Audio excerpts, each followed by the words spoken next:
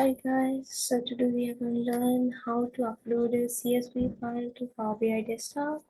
So in the home, as you can see, you see get data.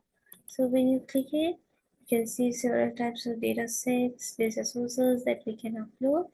So today we are going to learn how to upload a CSV file. So here you click CSV and you can browse your data set and click it and just upload it. Very simple as that. So when it get uploaded, it will take some time. Sometimes, depending on the data size you have. But my one is uploaded. So see, it's hard. Is my data set. This is a heart failure prediction data set. So it has age, sex, chest pain, fasting blood sugar, and if they have a heart disease or not. So and then the Power BI gives you two types to click on if you want load or transform data.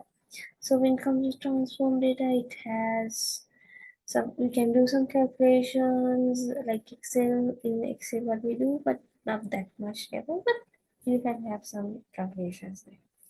But today I'm going to load it.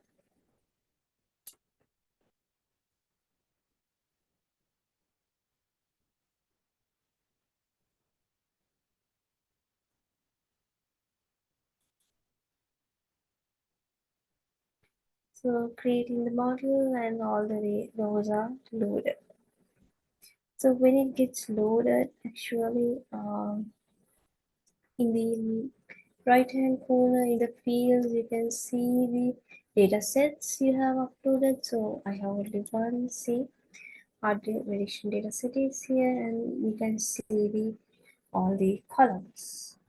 So in the left hand corner, when you know this is the report, second one is the data, and you click it, so you can see all the columns and the rows there. Okay, so all the columns that your dataset uploaded have.